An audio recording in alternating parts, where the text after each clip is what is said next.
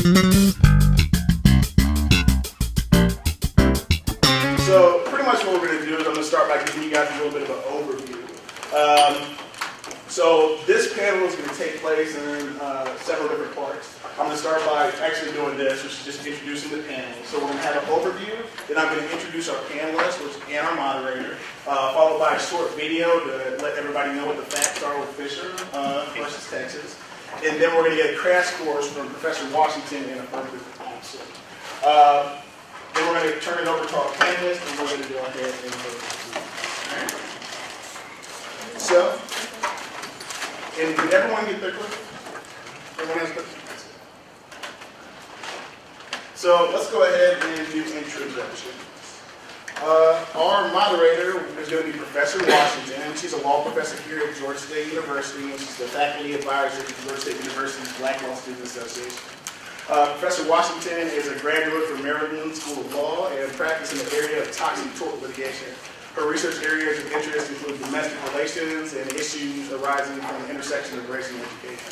On our panel, we'll have two constitutional law professors, Professor Segall and Professor Wiseman. To begin with Professor Segall, he's a graduate from Vanderbilt Law University and teaches constitutional law 1 and 2, as well as federal courts. Professor Segall is a prolific writer, and when he's not writing books like Supreme Court Myths, Why the Supreme Court is Not a Court and Its Justices Are Not Judges, he's being published in the Stanford Law Review, the UCLA Law Review, the George Washington Law Review, and I think you guys get the point. Professor Segall is a prolific writer. And last but certainly not least is Professor-Dr. Wiseman. He has a PhD. He comes to us by way of the United Kingdom. Professor Wiseman teaches real property, and thus is probably the only person in this room that actually understands the rule against perpetuity. Professor Wiseman is a graduate from Columbia University School of Law and has been honored as an innovative teacher. So, what we're going to do now is I need everybody to go ahead and take out their clickers. We're going to do some voting, and then we're going to watch a brief video like you said. Okay. It should already be correct, so let's go ahead and read the question. The first question is going to be, do we still need affirmative action in higher education? And I like everybody, obviously, if you want to say yes, press 1, and if you want to vote no, press 2. And it seems to be working. Yeah? So it's, and because I don't really know how many voters are out there, I'm just going to, once everybody's pressed their button, we're just going to go. Has everybody voted? You know how to turn it on? It's on. It's on. You just press the button. Yeah, so did you press 1? Whatever you... Alright, I'm going to assume that we did. This reminds me of faculty. So far, we see that 86% of us believe that we do still need affirmative action, and 14% of us don't. Let's go on to the next question. Did we ever need affirmative action in higher education? Let's go ahead. Okay.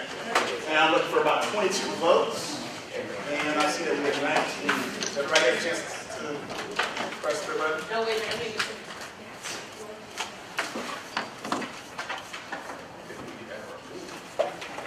That's 22 again.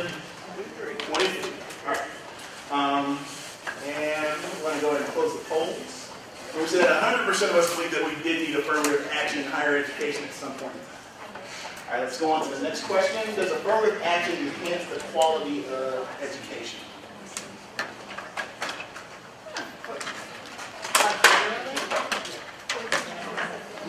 Take it out.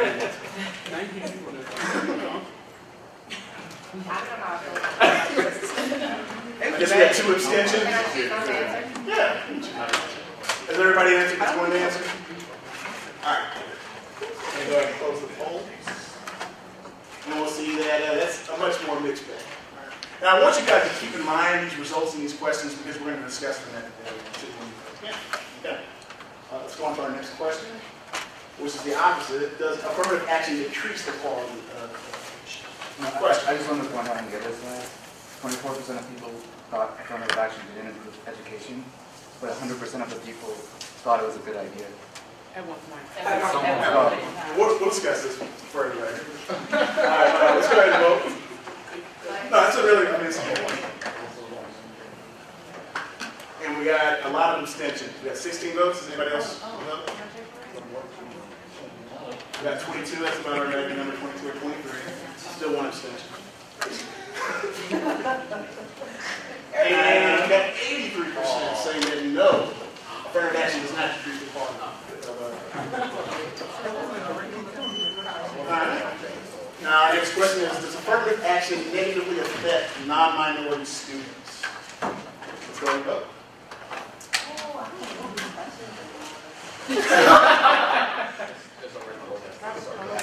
And we got about 16. So we definitely have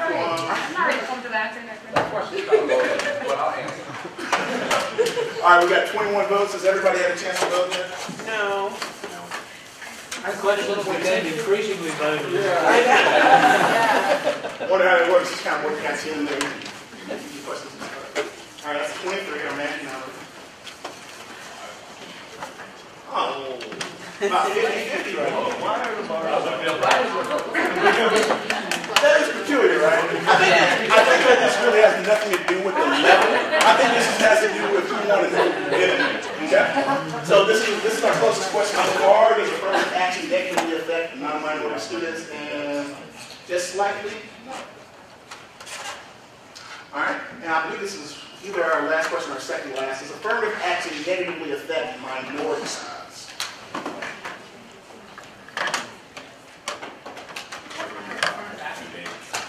And when we say affirmative action throughout this panel, we'll be talking about affirmative action in the racial. We're not talking about quotas because I don't think quotas are affirmative action. But let's go ahead and vote. Let's not let them teach you. We're going to get a crash course, please. All right, and we have 70% saying no, affirmative action does not negatively affect minorities. And our last question. Has affirmative action affected you? And this is a very broad, wide-ranging question. Now we got our magic number 20. Oh, we got overvote. 24. 25. 26. Thank you. And our results. 78% believe yes, affirmative action is effective in this area. So where we're going to move at this point is we're going to go ahead and watch a little video that's going to tell us what's at issue in Fisher versus Texas. As promised, I want to give you more context now about that Supreme Court hearing involving the white UT student who sued the school citing racial discrimination. Joe Johns has more now in depth.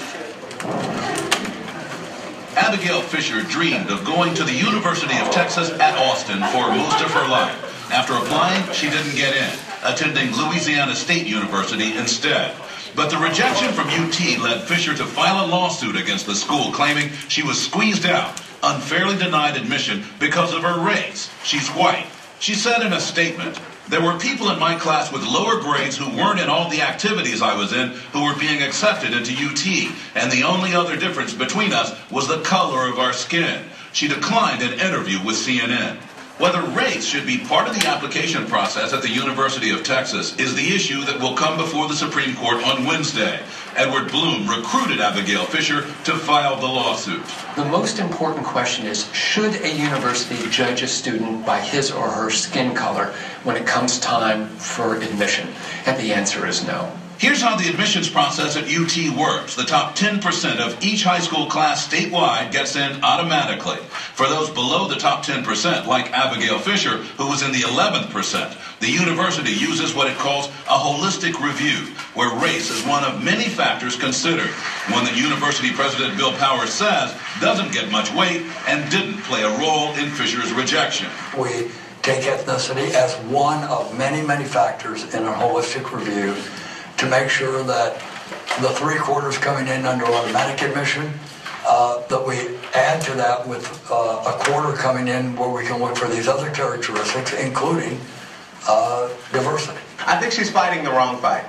Minority student leaders on campus like Bradley Poole agree with Powers that the process is fair despite Fisher's claims. Seeing his race is probably one of the least parts of the holistic review process. I feel like it's harping on one of the things on the easiest thing that she could have went against. Others take offense that the lawsuit implies some minority students are less deserving of admission than their white counterparts.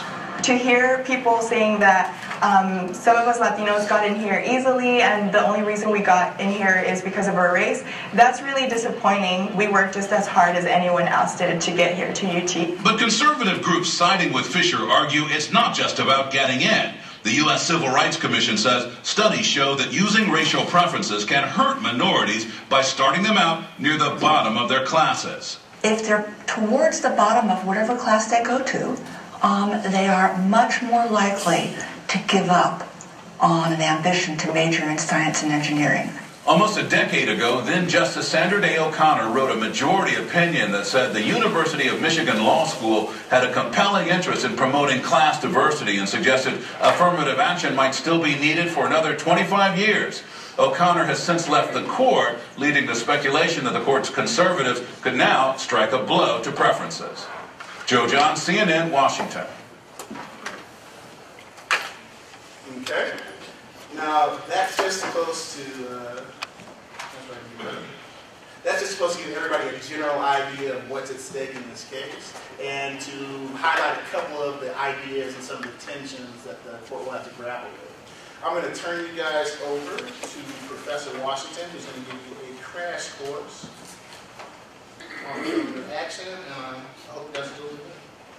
I think that's an overstatement about what I am going to do, because I really want to make sure that our two panelists, who are my esteemed colleagues, have a chance to speak. I know that Professor Wiseman has to leave at 10 minutes to 6 because he has a class to teach, and Professor Segall has to leave immediately at 6, as do I. So I want to make sure that we get a chance to hear from them, and you all get a chance to reconsider your answers to the questions that we use the clickers to vote on in light of all of the information that they are going to provide us. One disclaimer on behalf of all three of us. We do have personal viewpoints on affirmative action and the policy issues and the constitutional issues that underwrite this case. And so I want you to know that our comments and observations today are definitely informed by those personal views and viewpoints. So there was an interesting question that was asked in response to one of the clicker questions about what kind of affirmative action are we talking about. And there's, this concept of remedial-based or remedial-focused affirmative action, which is the use of race to remediate or address or cure the harms resulting from historical discrimination, right? So that's kind of the classic view of affirmative action. And the Supreme Court has said that that's not a legitimate justification for government action that considers race in its decision-making. The kind of affirmative action at issue in the Fisher case is focused on the diversity rationale. Educational diversity, which is something that institutions of higher education are authorized to pursue in their capacity as an educational institution, can use race in their admissions processes if it is going to serve educational diversity, of which racial diversity is a single but important component. So they can consider, as part of a holistic view, a number of relevant factors when making admissions decisions, and race is one of those relevant considerations. And that's what, in the clip, the commentator was speaking to when he spoke about the Bruder decision, where the court acknowledged that educational diversity, of which racial diversity is a part, is a compelling interest, which means it can justify an institution's use of race in its admissions policies. But anytime a government entity uses race, you're going to invoke scrutiny, and strict scrutiny, which is the most exacting constitutional review under the 14th Amendment. So that test, that strict scrutiny test, has two prongs. The first prong is whether or not the use of race pursues a compelling state interest, and educational diversity is a compelling state interest, or so said the court in Bruder. And the second prong of strict scrutiny is that the means by which the state achieves that end have to be narrowly tailored to achieve that interest. So in an institution's use of race in its admissions policies, they can't have a hard and fast number, like we want to make sure we have an entering class that is 20% Black, 10% Latino, 15% Asian, because that would constitute a quota, which is per se unconstitutional. The arguments that are made by the University of Texas here is that we are trying to achieve a critical mass, right? Enough students of color that will allow us to achieve the benefits of having a heterogeneous class, right? So that we can actually achieve that educational diversity that constitutes a compelling interest. So the question is whether or not the court will adhere to precedent and honor the decision that was made in Bruder in acknowledgement of educational diversity as a compelling interest, or whether it will reverse that decision entirely, which would impact institutions of higher ed across the United States, whether it will look with a jaundiced eye at the process, the specific process that the University of Texas used in making its admissions decisions, right, where it was constantly looking to see how many numbers of students in the various groups that constitute underrepresented minorities, constantly checking to make sure they had a certain number with an eye toward achieving a critical mass without establishing a precise number of students that they wanted to admit, whether they'll challenge that as not satisfying the narrowly tailored prong of strict scrutiny, or whether they'll do something else. I happen to be an optimist. As you can see from Professor Segall's facial expression, he is less optimistic. And Professor Wiseman is also less optimistic. My optimism is just by virtue of my personality. Not because I think the court has signaled that it is in any way ready as a majority to actually endorse its holding in Bruder. So with that, I will turn to our panelists and ask,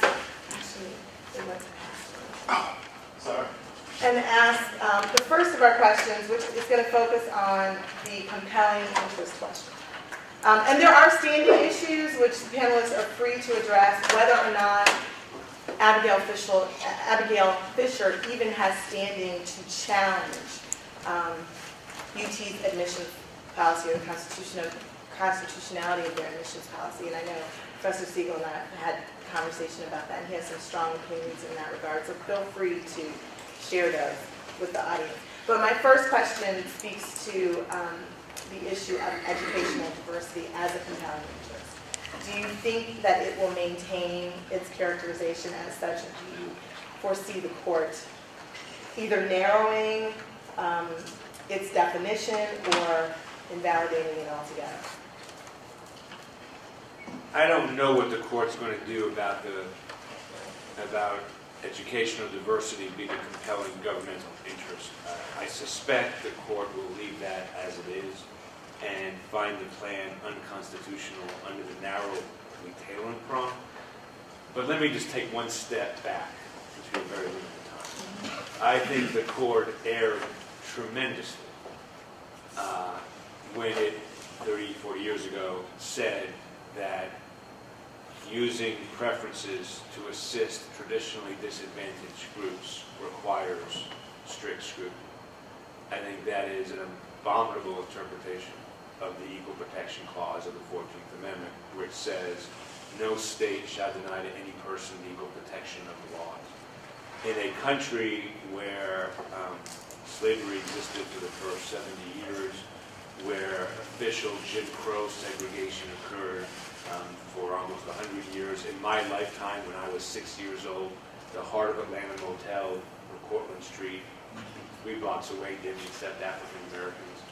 when the United States government, after World War II, subsidized home mortgages to the tune of billions and billions and billions of dollars, but never in mixed race or African American neighborhoods, thereby allowing white families to own houses and pass that wealth down to their white children.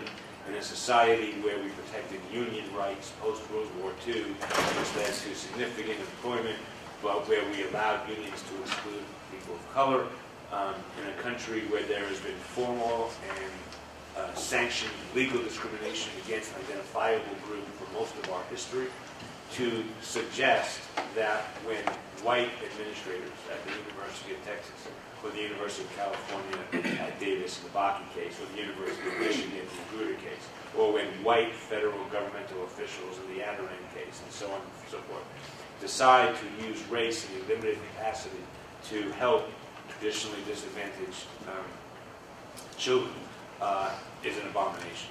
So I wish, and there used to be 4 justices who shared that view. I think there still may be 4 justices who share that view. We don't know what Kagan thinks about that. But there used to be 4 justices who shared that view. I think it's obvious. I think it's obvious. I think that I'll conclude by saying that if Justices Scalia and Thomas were not total hypocrites, they would look at the original intent of the 14th Amendment. They claim that when text is vague, then the original intent is the sine qua non of the constitutional interpretation. And if they did that, they would see that at the same time the 14th Amendment was passed, there were all kinds of programs at the federal level that were geared exclusively not just to the freed slaves, but to all African Americans. There were affirmative action programs left and right, the Freedmen's Bureaus and other programs. So there is no historical, textual, or any other reasonable basis for making the University of Texas show a compelling interest. When they use race in the very minor way that it uses it, since 75% of the students there are there pursuant to a race-neutral program. So unfortunately, I predict the court will strike it down, and I think that's an abomination. I don't disagree that the court will probably strike it down. I absolutely agree that the requirement of strict scrutiny, as the court requires it these days, really doesn't make any sense at all. And I think there probably are. Kagan hasn't spoken explicitly to it, but I think it's pretty clear that there are 4 members of the court who would reduce the scrutiny to intermediate for this kind of use of race. I think when it comes to whether diversity is a compelling governmental interest and whether this court will uphold that, it's been thought to be a compelling governmental interest since Justice Powell said so in his Bakke opinion. Ever since then, the court has sort of paid lip service to the notion that campus diversity is a compelling governmental interest. When you listen to the oral arguments in the Fisher case, though, you don't really see any of the justices questioning diversity as a compelling interest, but what you do see them asking about is whether unless diversity is more precisely defined, they were taking the view, the conservative justices seem to be taking the view that there was no way for the University of Texas to demonstrate that it had narrowly tailored its use of race to achieve this diversity because it never clearly defined what this diversity looked like. And unless you can define what the diversity looks like, Chief Justice Roberts took the view, unless you can define what the diversity looks like, there's no way to tell whether your use of race in your admissions decisions is narrowly tailored to achieve it. So they're going to kill it on that basis, even if they leave diversity as a compelling interest. They will say there is no way to narrowly tailor the use of race to achieve it. Let me just say that I think Justice Roberts is exactly right on that point, which in my view would be an irrelevant point. And it's interesting that Justice O'Connor was not bothered by that point, though any person of reason and logic should be, which explains why she wasn't. Okay, now Professor Segall, you referred to and I believe you were referring to the top 10% plan when you said the University of Texas is already using a race-neutral plan. But as we discussed earlier, the race neutrality of that particular. Can I speak to that? Because obviously it isn't a race right, neutral it requires plan. that It exploits the fact yes. that Texas schools are identifiable by race. It has, interestingly, I've always been critical of the Texas plan for exactly that reason, because it reduces any incentive of at least the school systems to desegregate the schools. Exactly. Or to eliminate racial isolation at the high school, at the K through 12 level. But I was recently told by someone that the 10% plan has actually had, in a perverse way, a desegregative effect.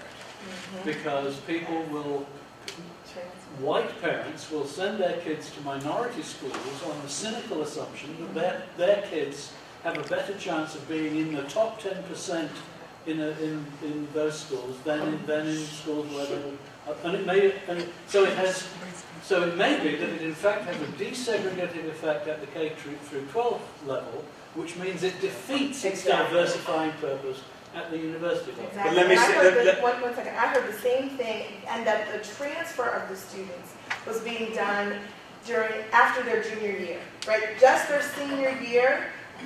So the cynicism is even worse. Wait a minute, but let me just say this about that. I have no idea whether any of that is true, though it sounds true. I have no idea. I have no idea. Educational experts acting in good faith, trying to desegregate both the public schools in Texas and the University of Texas, the flagship school, have a momentously difficult task, given the historical discrimination that this country has suffered. Well, I'm given that the Supreme Court has made it almost impossible. Well, so my point is whether there are people who disagree with what Professors Wiseman and Washington just said to you about the top 10%. And I have no idea what But here's what I do know. The people who should be making, I don't know, but this I do know. The people who should be making these decisions and shaping these programs, absent the clearest, most offensive use of race, should be educational experts in the state of Texas who are accountable to the voters and who have had a background in education policy, not Justice Kagan or Justice Roberts, who know absolutely nothing about educational policy. Okay, and just for the record, Professor Wiseman and I are absolutely correct. So on the point of critical mass, which took up a lot of the court's questions directed toward the attorneys arguing on both sides of the issue. The University of Texas is between a rock and a hard place. Because if they're too precise in terms of identifying the number of underrepresented students that they want to diversify the class and achieve this educational diversity, then it's a quota, and it's per se unconstitutional. If they're too vague, then it's not narrowly tailored. And the comment that the university president made was interesting to me, because he said, we're using race in this holistic way. It really doesn't have an effect on the admissions decisions we make. So then the counter-argument is that it's not useful at all. Well, this is what happened with critical mass. Now let's be clear. If you say that you need a critical mass of minority students, then you have a quota. Because what you are saying is there is a floor below which we will not go. What actually happened was, when the Grutter, Michigan case was litigated, you learn when you litigate Supreme Court cases that you build the record, and if you have a case that you think there's a good chance the Supreme Court is going to hear eventually, whether it's separation of church and state, which I wrote down at the Department of Justice, or whether it's affirmative action or abortion or voting rights, you litigate the case to the swing justices. Everybody knows how Scalia is going to vote, how Ginsburg is going to vote. And the University of Michigan needed a phrase that they thought Justice O'Connor would have said, because she was quite clearly going to be and had been the swing vote on affirmative action. Back in those days, Kennedy and O'Connor swung from being the swing voters on cases, depending on the case. But she was clearly the swing vote in affirmative action. So they, and if you think about it, we want enough minority students to serve purposes, but if we took precise, then we're going to have a quota which is unconstitutional. So we need a phrase. And they picked critical mass. And they picked it correctly, because O'Connor bought it. But it's absurd. Every school that uses race in their admissions processes has a number below which they don't want to go. Now, sometimes you're so far above that number that it doesn't come into play. A lot of times you're not above that number. If the Supreme Court were serious that quotas were unconstitutional, then the University of Michigan saying we insist upon a critical mass, that program would have been held unconstitutional. But again, we're dealing in the realm of logic, and since Justice O'Connor was the swing vote and author of those opinions, logic didn't matter. But can't critical mass reflect a range, right? So a range is a quota. A range is a quota. There's a number below which we will not go. Or 8% to 14%, 10% to 15%. But we will not go below the lower number in that range. So as long as there's any precise number.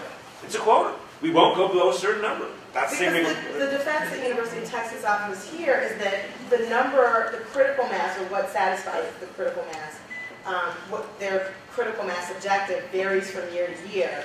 And because of that, it's not. They don't care about a critical mass. Actually, I'm not sure the University of Texas cares a lot about a critical mass of African Americans. They care about a critical mass of Hispanics. Certainly, Georgia State cares, I'm sorry, we just did, care more about a critical mass of African Americans than we do about Hispanics. And certainly, the University of California, Los Angeles, cares more about a critical mass of Hispanics than African Americans. This whole idea is Emperor's New Clothes stuff. There is a number below which schools won't go for each minority. Professor Watson?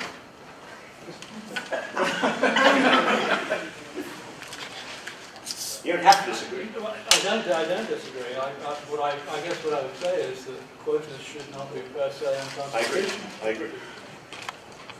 We agree. And let me be clear that we are not presenting the opposite side. It's not a class. I had a question on this number that schools won't go below, because it seems, I did my undergrad at University of California, Berkeley, for the state canyon race. Yeah. But before, when they put it, in 96, I believe, African American student population was, I want to say 10%. When I was there, it was 2.8%. So it seems to me that there was no number that they could go below. Well, that's because affirmative action was prohibited by constitutional amendment in California. Right. When it wasn't, they had a number below which they would not go. Oh, so you're saying that and it was probably about 10%. Yeah. I mean, seriously, the way it works in most places, especially small graduate schools, I can't say I know exactly how it works in big, colleges, but in graduate schools, at some point the dean gets a report, and he gets it by race. And if it looks good, he says great, or she says great. And if it doesn't look good, he or she goes back to the admissions officer and says, we got to do something. That's a quote. Sure. Wow. You have a question? No, I was just going to say that I don't think a critical mass is a quota, because critical mass at the very most, at the maximum level, it's going to refer to a percentage. Percentages are not quotas. Percentages are not, in the context of university or college, percentages are not a specific number. It's a pretty fluid number. It's always going to be a fluid number. Well, the University of California at Davis, which had reserved 16 seats for people of color back in the first case, that was deemed a quota. That result wouldn't have changed had they said, and actually in that case, I'm terrible at math, but in that case it was easy because there were 100 places. 16%. Yeah, in that case, I can do this math. There's very little math I can do. But if they had said we want 16% of the student body to be people of color, as opposed to 16 slots for people of color, it still would have been a quota. No, but that could be a range of numbers. That's not a percentage. They only had 100 places. No, are they going to have 100 places every single? So you're saying that law school? So let's say University of Michigan, which has like 35,000 students or whatever. Some years 37,000, some years 32,000. You're saying if they say we want 12% African Americans, that's not a quota. That's just, a percentage is not, No, that's a quota. that's not, is a percentage a specific number? It's a quota. Every year, the percentage Well, is a a quote- specific number. No, a percentage does not refer to a specific number of Percentage people. of the number is the number. But in the context of universities, that number changes every semester. And so you're saying that the fact that it varies from year to year does not. It doesn't matter. The fact that the denominator changes doesn't make the numerator not a number. Okay. I'm not good at math, but say It makes it that's what he said. It makes it a fluid concept, though. It makes it a fluid concept. not To specific. Professor Wiseman's point, given the way the court has kind of limited institutions of higher learning's ability to achieve racial diversity by saying, you know, it has to be precisely tailored to this goal, and the goal has to be precisely defined. Except that we won't let you do that. Exactly. How can institutions of higher learning constitutionally use race? Or is that, or, you know, They can't in good faith.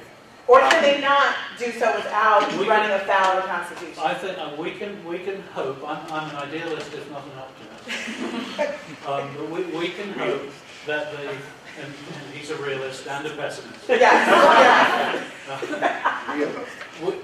Not a realist. I'm an idealist. We can have It's sort of a nightmarish scenario in a way. But what I expect the court to do is that Chief Justice Roberts will write a plurality opinion finding the Texas use of race unconstitutional, maybe even throwing out diversity as a compelling governmental interest.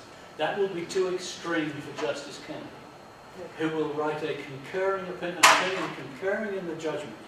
And what I fear is that Justice Kennedy, as I said before we started, I think that Justice Kennedy will think that this is his Justice Powell-Backey opinion. And Justice Kennedy, in his opinion concurring in the judgment, will say all kinds of vague, wonderful things about avoiding racial isolation and how, of course, race can be taken into account in the appropriate way, but he won't tell us what the hell that is.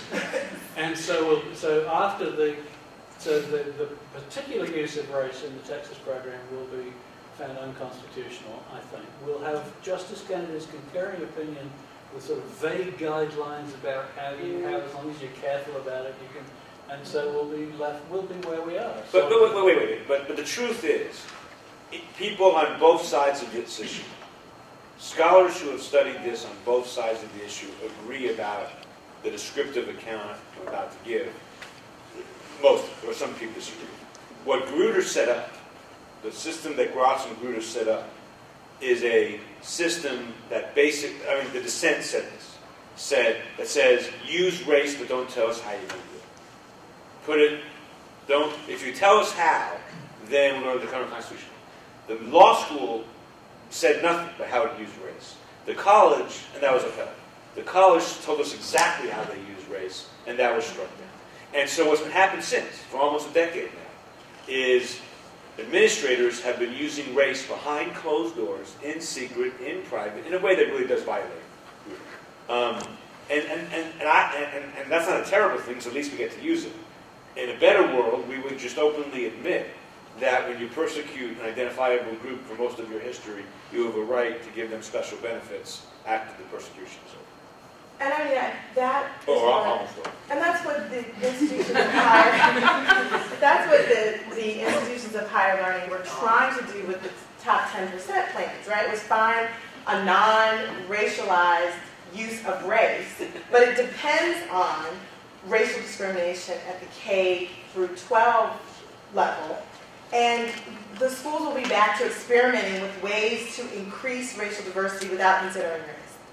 Because that seems to be the only way you can use race that would pass constitutional muster. So the real hope is that one of the conservatives die or retire, and we get one more moderate, and we scale back the standard of review, like you said. But that would have to happen next week. No, it's not for Fisher.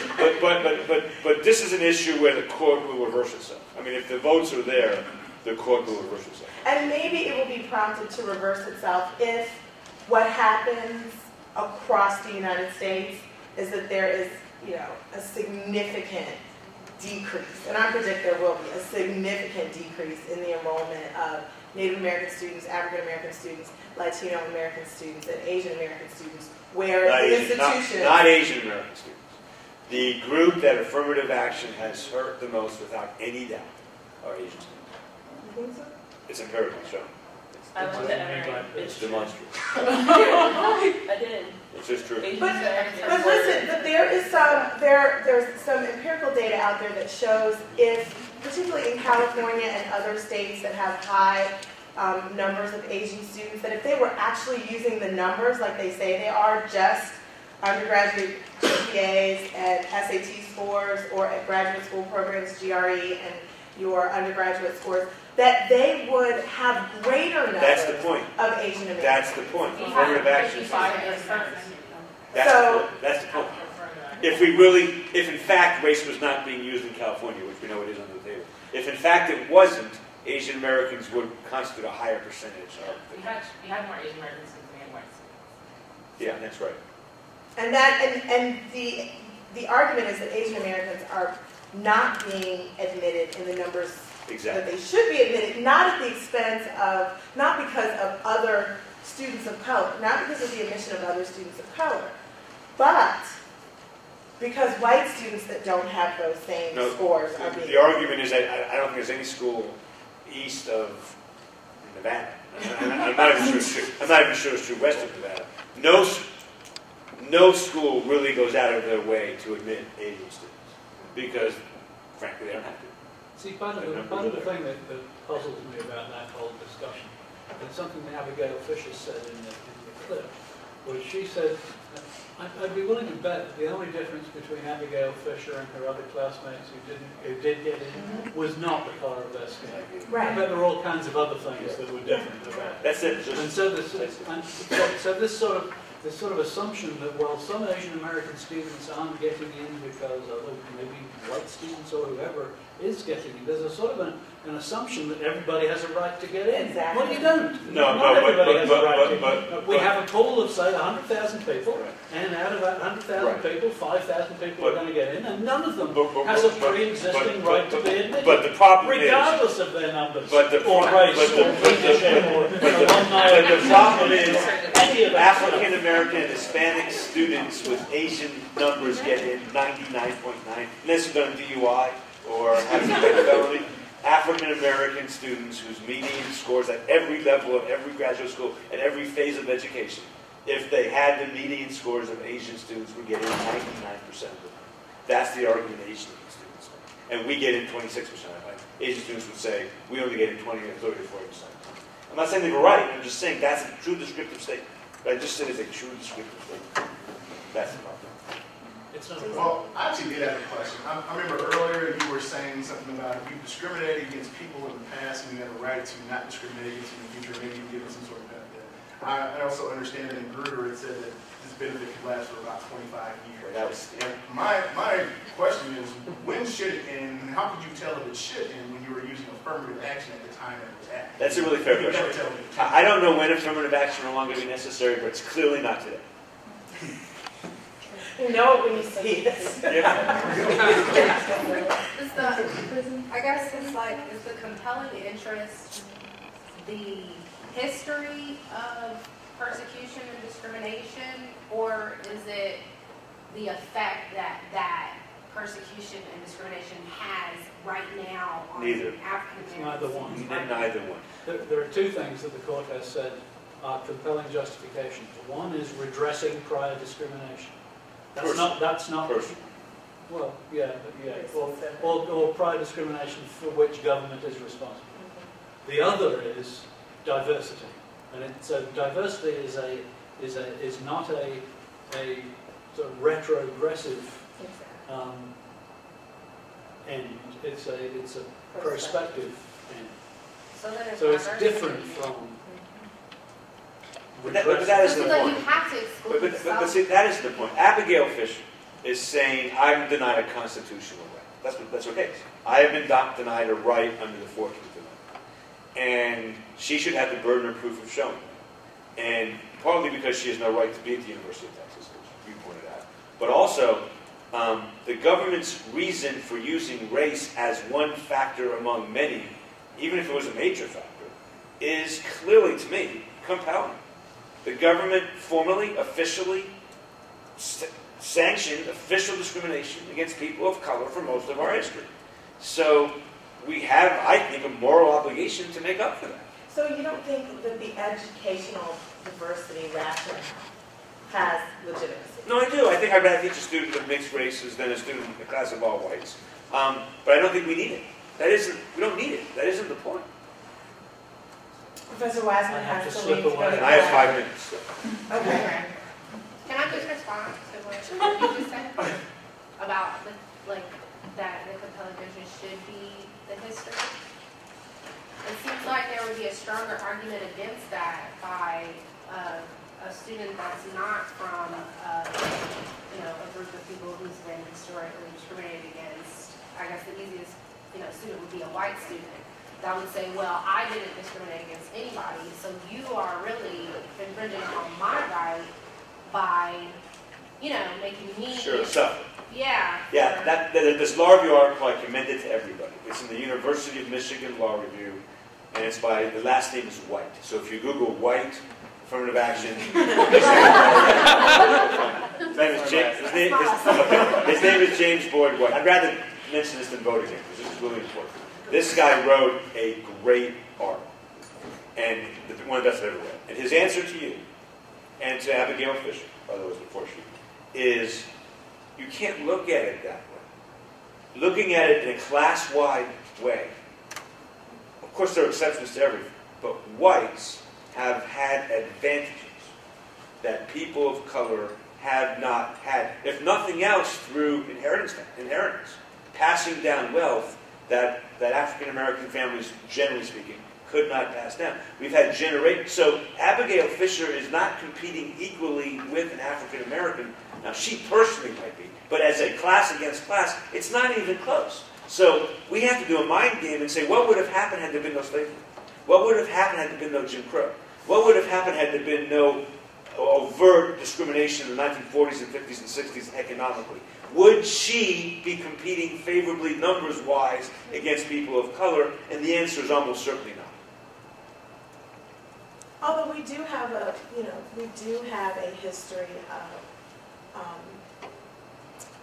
history that reflects working class and poor whites, right? Who were almost as, and in some cases more disadvantaged than some African Americans. I don't agree. I don't agree. I think that the central issue this country has always faced, and to this day faces, is the relationship between whites and blacks. It started before the convention. It was compromised at the convention. It led to the bloody, the horrible Civil War. It led to generations of inequality. Poor white Catholics who were discriminated against very much in New York and Boston. Poor white Jews who were discriminated against in New York and other places did not suffer the same barriers as African Americans. They suffered some, but not the same, not in degree, not over time, not when you look at American history as well. And if you all are interested in exploring these issues in greater detail and addressing why I disagree with that statement, my race law class, we talk about those different groups of people because there's a limited number of seats at these institutions. I mean, that's just the reality. And so we can look at it at the collective group level and say, you're just Abigail, you're just taking one for the team. Right? It's a sacrifice that hurts, but you're doing it in furtherance of a greater concept of equality. But it doesn't feel like that when she's giving her rejection notice, right? She's like, I didn't own slaves, I didn't participate in Jim Crow. Why am I, as an individual, being forced to bear the brunt of this discriminatory practice? And that, while I disagree, and I do think Professor Segall offers a really good counter-argument to that, I don't think we can ignore that quote-unquote fairness argument, because it feels unfair, right? I'm being discriminated against on the basis of my race, Abigail would say, for something, that was totally beyond. But let's not forget the University of Texas takes into account alumni status. Yes. Abigail Fisher has no plausible claim of unfairness when the University of Texas takes into account alumni status, which by definition is like 97%. Yes. Well, I think everybody's, I think we have to go. If we could thank our panelists.